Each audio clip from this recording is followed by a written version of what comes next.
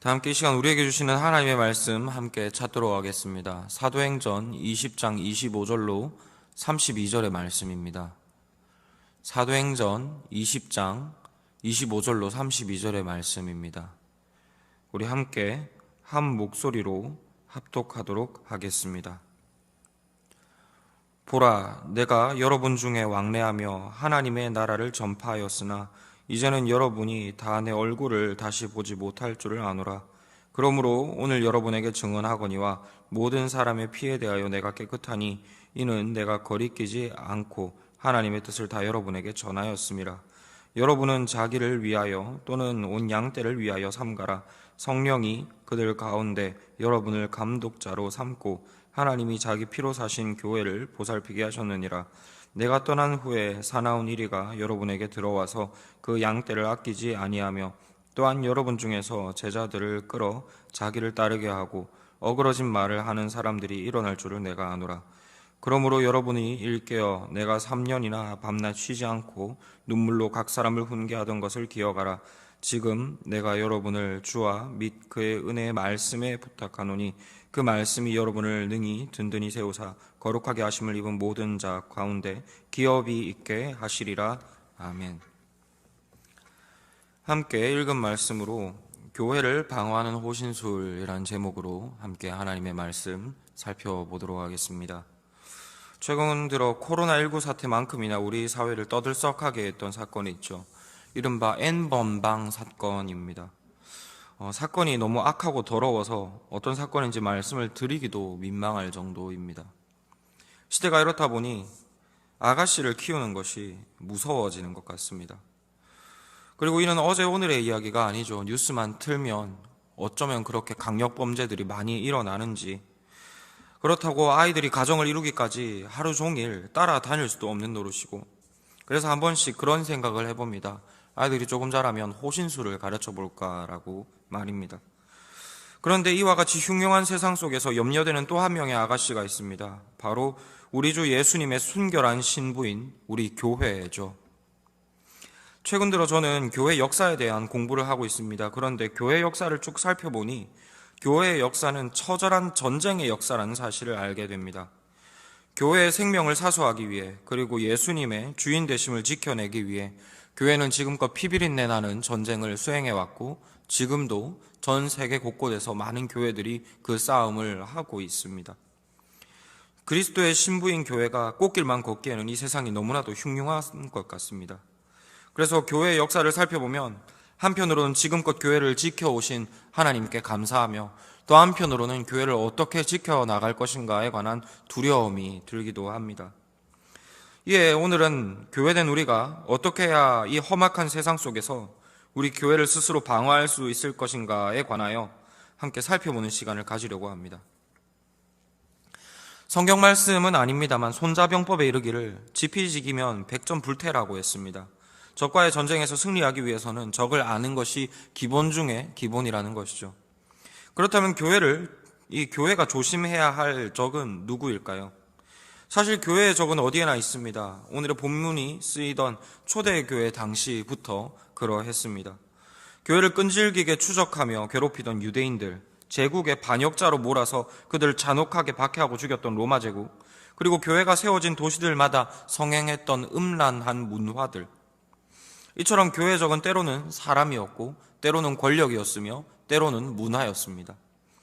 교회는 전방위적으로 닥쳐오는 공격과 마주하고 있으며 그렇기 때문에 교회는 이 모든 적들과 싸워서 이길 수 있도록 훈련하고 깨어 있어야 합니다. 그런데 오늘의 본문에서 사도 바울은 에베소 교회를 향하여 특별히 조심해야 할 단 하나의 적에 대해서 경고하고 있음을 알 수 있습니다. 그리고 우리는 사도 바울이 이 조심하라라고 전한 이 경고는 단순히 지나가면서 우리에게 툭 던지는 말이 아님을 기억해야 합니다. 왜냐하면 오늘 말씀은 사도 바울이 유언과 같이 에베소 교회에게 남기는 말씀이기 때문입니다. 사실 오늘의 본문은 아주 유명한 본문입니다. 사도행전을 읽다 보면 누구라도 오늘의 본문에 멈춰서서 잠시 숨을 멈추고 눈물을 훔칠 수밖에 없는 아주 유명한 본문이죠. 우리가 잘 아는 것처럼 사도 바울은 사도행전에서 총 3차례에 걸친 자발적인 선교 여행을 통해 복음을 전했습니다. 첫 번째 선교 여행은 주로 갈라디아 지방에서 사역을 했었죠. 그리고 이 지역에 여러 교회를 세웠었습니다.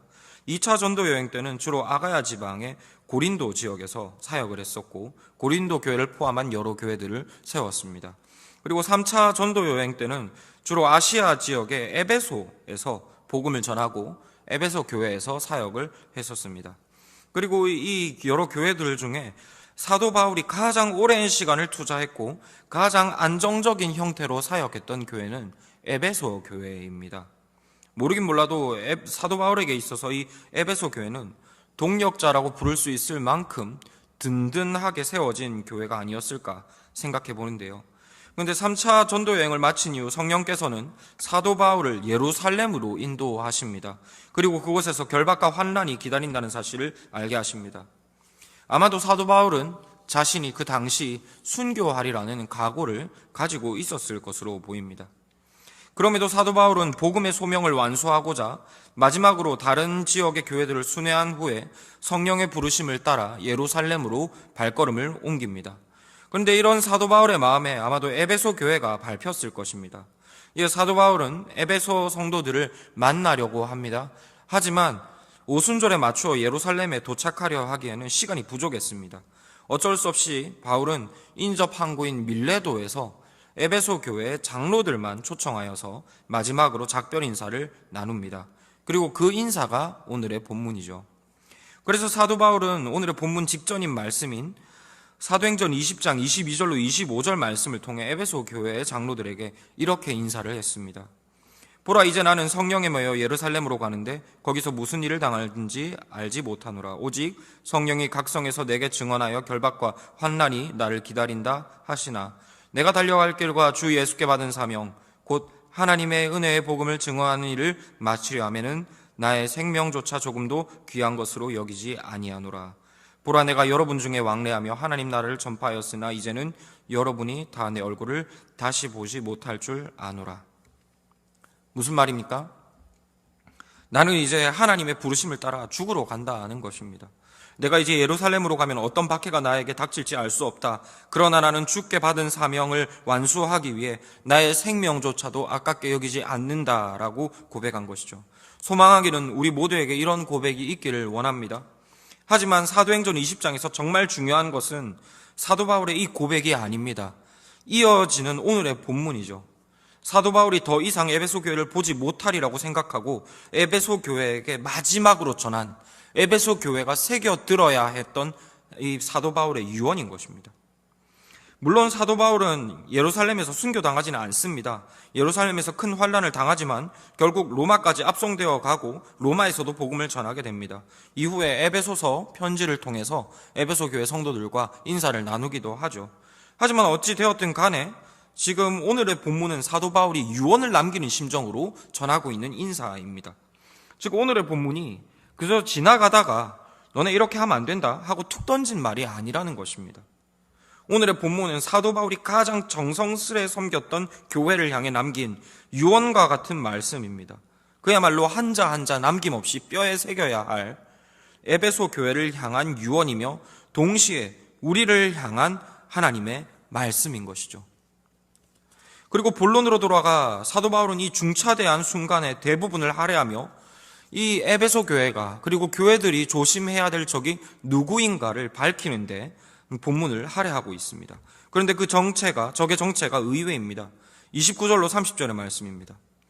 내가 떠난 후에 사나운 이리가 여러분에게 들어와서 그 양떼를 아끼지 아니하며 또한 여러분 중에서 제자를 끌어 자기를 따르게 하려고 어그러진 말을 하는 사람들이 일어날 줄을 내가 아노라. 즉 사도 바울이 유언을 남기기를 교회의 적은 교회 밖에 있다라고 말하지 않습니다. 앞서 말씀드린 대로 교회의 적은 어디에나 있습니다. 하지만 사도 바울은 교회가 정말 조심해야 될 적이 이미 교회 안에 들어와 있고 교회 안에서 일어날 것이며 또한 교회 안으로 들어올 것이다 라고 경고하고 있는 것입니다. 그렇다면 교회 안에서 내부자로서 교회를 강력하게 공격할 이 적의 정체는 무엇일까요? 우리는 이를 잘 이해하기 위해서 예수님께서 비유로 들어주셨던 목자와 양의 문에 관한 비유를 먼저 살펴볼 필요가 있습니다. 잠시 우리의 눈을 옮겨 요한복음 10장을 살펴볼까 하는데요. 요한복음 10장에서 예수님은 자신을 선한 목자요 또한 양들의 문이다라고 말씀하셨습니다. 우선 예수님께서 목자다라고 하신 것은 예수님께 속한 양은 예수님의 음성을 알아듣는다는 의미입니다. 예수님의 음성, 곧 예수님의 복음을 예수님께서 택하신 양들은 듣게 되어 있고 그 복음에 믿음으로 반응하여 예수님께 나아온다라는 것이죠. 그리고 그 예수님의 양들은 양의 문이신 예수님을 통해 양우리로 들어갑니다. 그 예수님의 복을 믿는 자만이 하나님 나라에 들어갈 수 있음을, 생명이신 하나님께 나아갈 수 있음을 보여주는 것이죠. 우리식으로 표현하면 예수님의 복음을 통해서만이 교회에 들어올 수 있다라는 것입니다. 이를 정리해보면 양의 목자이신 예수님 안에 거하는 방법은 복음입니다. 복음을 통해서 양은 예수님을 자신의 구세주로 알아봅니다. 그리고 양은 복음을 통해서 예수님의 몸인 교회로 들어오게 됩니다. 복음이 구원에 이르는 유일한 길이라는 것이죠. 그렇다면 양에게 가짜 복음을 주어보면 어떻게 될까요? 복음 비슷하면서 복음이 아닌 그런 가짜 복음을 양에게 주었을 때 어떤 일이 일어나겠느냐는 것입니다. 말씀드린 대로 복음은 생명이신 예수님께로 그리고 하나님께로 인도하는 도구입니다. 그렇기 때문에 양이 가짜 복음을 들으면 예수님이 아닌 곳으로 향할 수밖에 없습니다. 생명이신 예수님을 잃어버리게 되는 것이죠.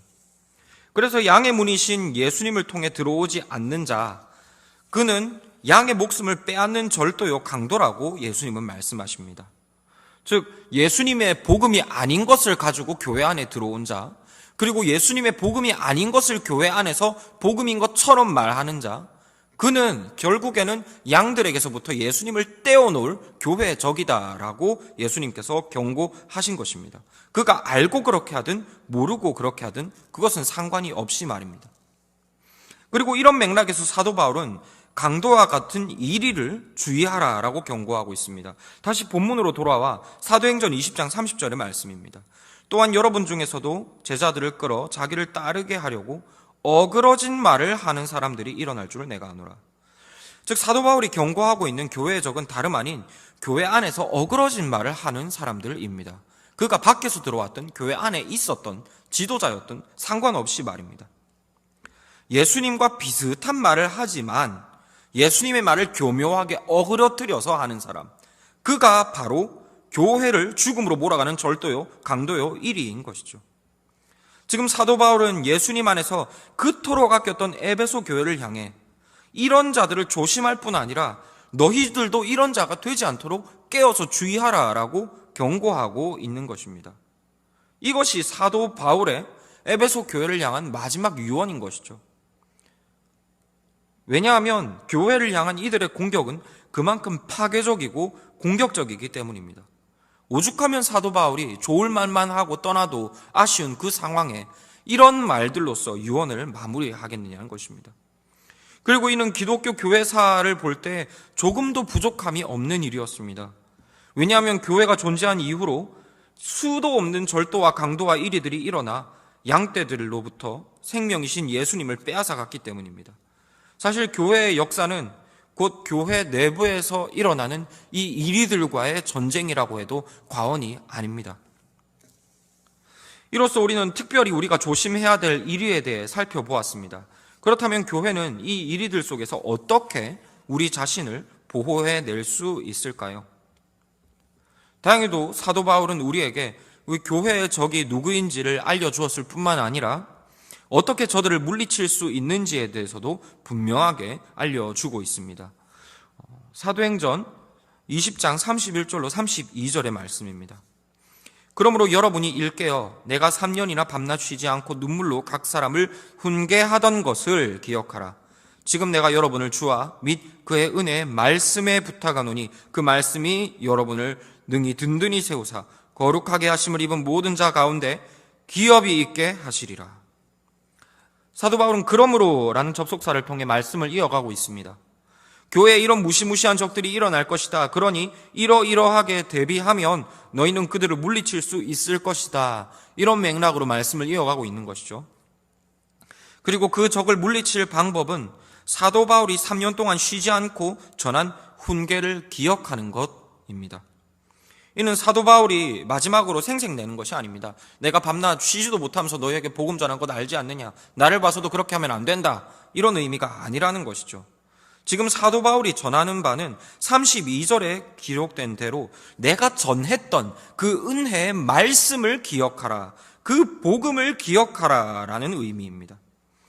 복음을 기억함으로 교회를 지킨다. 이것은 결코 붕 뜬 소리가 아닙니다. 아주 구체적이고도 실제적인 말씀입니다. 사실 이리들이 성도를 공격하는 수단은 간단합니다. 전혀 복음 같지 않은 소리를 그들은 절대 하지 않습니다. 성경 가지고 이야기합니다. 다만 성경을 가지고 이상하고도 엉뚱한 소리를 할 뿐이죠. 신천지만 보아도 그렇지 않습니까? 성경을 가지고 그들은 이야기합니다. 성경을 가지고 이상한 소리를 하는 것이 문제인 것이죠. 그들은 항상 예수님을 들먹입니다. 하지만 예수님의 목소리를 어그러뜨려서 말합니다.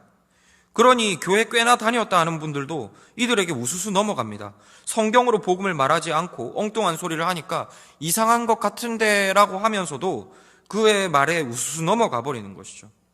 그리고 이런 이유로 이리 곧 복음을 어그러뜨리는 자들로부터 교회를 지키기 위해서 교회는 사도 바울의 이 권면을 기억해야만 합니다. 사도 바울은 자신이 밤낮으로 눈물로 훈계했던 복음의 말씀을 기억해라 라고 권면했습니다. 자신이 전해주었던 그 순전한 복음의 맛에 항상 깨어 있으라는 것입니다. 마치 옛날에 기미상궁이 민감한 입맛으로 왕을 독살하고자 할 때 왕의 수라상을 살펴서 그것을 막은 것처럼 우리 모든 성도들은 하나님의 참된 복음 안에 굳게 서 있어서 이상한 복음을 들고 들어오는 자들, 그들의 거짓된 복음을 한 방에 내어칠 수 있어야 한다는 것입니다. 그리고 앞서 말씀드린 것처럼 이런 사도 바울의 간곡한 유언은 실제가 되었습니다. 이 유언을 받던 에베소 교회뿐만 아니라 이 땅에 존재했던 모든 교회들은 이런 이리들의 맹렬한 공격을 받았습니다. 때로는 이런 이리들의 공격으로 인해 교회의 생명인 하나님과 예수님을 거의 빼앗기기까지 이르렀던 적도 있습니다. 하지만 그렇다고 해서 이런 이리들의 공격을 쉽게 물리칠 수 있었던 것은 아닙니다. 왜냐하면 사도 바울이 권면한 것처럼 이 순전한 복음을 온전하게 아는 것, 이것으로써 이단을 물리쳐내는 것, 이것은 쉬운 일은 아니기 때문입니다. 우리는 이를 현대교회 목사직 제도만 보아도 알 수 있죠. 우리 장로교회는 목사의 생활을 교회가 전적으로 책임집니다. 다른 직분은 그렇게 하지 않고 유독 목사만 그렇게 하죠. 그리고 목회자 후보생에게만 그렇습니다. 왜냐하면 목사만 하나님의 종이기 때문이 아닙니다. 모든 성도는 하나님의 종입니다. 그럼에도 목사의 생활만 교회가 책임지는 이유는 목사가 감당하고 있는 직무, 그러니까 순전한 복음을 온전하게 전하는 이 일이 그만큼 어렵기 때문입니다. 누군가가 이 직무를 감당하기 위해서는 자신의 생업을 포기할 수밖에 없기 때문에 교회는 목사의 생활을 책임지는 것이죠. 말인즉 순전한 복음을 바르게 알고 전하기 위해서는 생업을 포기할 각오가 되어 있어야 된다는 것입니다. 그만큼 이 바른 복음을 분명하게 아는 것, 그리고 이것을 잘 전하는 것은 쉬운 일이 아니라는 것이죠. 표현해보자면 복음의 검은 이리를 능히 물리칠 수 있는 예리한 큰 칼과 같습니다. 하지만 문제는 이 온전한 복음의 칼을 한 자로 만들어내기까지 한 사람의 인생이 들어간다는 것이죠. 온 교회 성도들이 모두 생업을 포기하고 이 일을 감당하기에 이것은 너무나도 어려운 일이라는 것입니다. 지금도 그럴 뿐더러 교육 수준이 낮았던 과거에는 더욱더 그랬을 것입니다. 그리고 이런 이유로 교회마다 전문적으로 성경 교육을 받은 자를 목사의 직분자로 세웁니다. 하지만 한 교회 목사 몇 명이 복음을 순전하게 안다고 해서 교회가 순전하게 지켜지기는 어려운 일이죠. 집에 아무리 아빠가 태권도 유단자라고 해서 아가씨를 늘 지켜줄 수 없는 것처럼 목사가 아무리 말씀을 잘 가르쳐 줄 수 있어도 교회의 모든 성도들이 기본적으로 자신을 방어할 수 있는 무기는 하나 정도 가지고 있어야 한다는 것입니다. 그리고 이런 현실적인 이유로 우리 신앙의 선배들은 온 교회가 영적으로 간단하게 무장할 호신용 무기들을 남겨주셨습니다. 전체 성경이 알려주는 복음의 정수를 간략하게 요약한 호신용 무기를 만들었다는 것입니다. 신앙의 선배들, 특히 종교개혁을 주도했던 우리 신앙의 선배들은 본문에 기록된 사도 바울의 교훈을 몸으로 체험한 사람들이었습니다. 이리가 교회를 공격할 때 교회가 얼마나 생명의 위험을 받을 수 있는지, 그 생명을 이리의 이빨에서부터 다시 되찾아오기 위해서 얼마나 큰 노력과 희생이 필요한지 그들은 몸소 체험했습니다. 그리고 이리의 공격으로부터 교회가 든든히 서기 위해서는 온 교회가 복음으로 무장해야 한다는 사실을 그들은 느꼈습니다. 하지만 현실적 상황을 볼 때 글도 깨우치지 못한 성도들에게 모든 말씀을 다 가르친다는 것, 모든 복음을 다 깨닫게 한다는 것, 사실상 어려운 일이었죠. 그래서 이들은 어려서부터 교회 성도들이 복음으로 무장하고 모든 성도들이 자기 스스로를 믿음으로 방어해낼 수 있게 하려고 한 가지 믿음의 호신용 무기를 만들었습니다. 가장 중요한 복음의 핵심을 정리한 교육서를 만들고 보급한 것입니다. 이것을 한마디로 표현하자면 교리 교육입니다. 이 한마디를 전해드리려고 먼 길을 돌아왔습니다. 사실 우리에게 있어서 교리란 썩 반가운 단어가 아닙니다. 무엇인가 순수하고 열정 있는 신앙과 정반대되는 느낌처럼 보이죠. 차갑고 따분한 인상을 줍니다. 하지만 우리는 교리를 힘써 알아야 합니다. 왜냐하면 교리는 곧 복음의 엑기스이며 동시에 1위를 물리쳐일 수 있는 우리의 호신용 무기가 되기 때문입니다. 비록 성경 66권을 줄줄 깨고 있지는 못하더라 할지라도 간단한 교리를 알고 있다면 웬만한 이단의 공격은 다 손쉽게 물리쳐낼 수 있습니다. 교회를 지킴에 있어서 아주 유익한 무기가 되는 것이죠. 다만 우리가 오랜 시간 이것들에 대해 오해하고 있어서 이것들로 교회를 지키는 일을 하고 있지 못했던 것뿐입니다. 그러므로 사랑하는 광명교회 성도 여러분, 교리에 관심을 가져주시기 바랍니다. 교리에 대한 선입견을 버려주시고 교리를 알고자 노력해 주시기 바랍니다. 말씀을 맺고자 합니다. 아마 한 번도 이런 권면을 받아보신 적이 없으리라고 생각됩니다. 저도 교리에 대한 중요성을 권하는 것이 너무 어색합니다. 하지만 성도 여러분, 교리를 아는 것은 교양을 위한 선택이 아닌 호신을 위한 필수입니다. 성도님들, 만약에 살상무술 혹은 실전무술이라는 것을 들으셨을 때 느낌이 어떠십니까? 만약에 우리 자녀들에게 이런 것들을 가르쳐야 한다면 기분이 어떠시겠습니까? 아마 좋지 않으실 겁니다. 자녀들이 나 학원에 보내줘라고 하면서 특공무술 혹은 살상무술 학원에 등록해달라고 한다면 아마 여러분들은 이것을 싫어하시겠죠. 딸이라면 더욱더 그러실 겁니다. 그런데 이스라엘의 청년들은 대부분 크라브 마가라는 무시무시한 살상무술을 배웁니다. 여자아이들도 말입니다. 심신을 단련하기 위해서 배울까요? 아닙니다. 이스라엘은 대부분의 인접 국가들과 전쟁을 해본 나라입니다. 사면이 적들로 둘러싸인 나라이죠. 게다가 나라 안에서부터 일어나는 테러들도 만만치가 않습니다. 하지만 그에 반해 이스라엘의 인구는 상대적으로 적은 편입니다. 그렇다 보니 이스라엘의 청년들은 남자 여자 할 것 없이 모두 군대의 징집 대상입니다. 이렇게 징집된 청년들은 우리나라는 비교도 할 수 없을 정도로 빈번한 실전 상황을 경험하게 됩니다. 실제로 적과 테러리스트들의 공격으로 죽는 청년들도 많이 있습니다. 이런 이유로 이스라엘 군대는 징집된 청년들에게 호신무술로서 이 무시무시한 크라브 마가라는 살상무술을 가르칩니다. 선택이 아니라 생존을 위해서 필수적으로 가르치는 것이죠. 저는 교회가 처한 현실이 그러하다라고 생각합니다. 우리의 생명인 복음은 사면으로부터 심각하게 위협받고 있습니다. 사도 바울의 경고처럼 교회는 이리 때들의 공격을 받아왔고 지금도 받고 있습니다. 위협을 느끼시지 못한다고 생각하는 지금도 교회는 조금씩 우리의 생명을 이리에게 내어주고 있습니다. 그것을 느끼지 못하는 것은 복음의 정수를 우리가 바르게 알지 못한 증거이기도 합니다. 그러므로 우리는 이리를 조심하라는 사도 바울의 유언을 기억해야 되겠습니다. 그리고 믿음의 선배들이 물려주신 호신용 단검으로 이제 스스로를 무장해야 하겠습니다. 이로써 교회를 지키시고 우리의 영원한 생명을 사수해 낼 수 있는 우리가 되기를 소망합니다.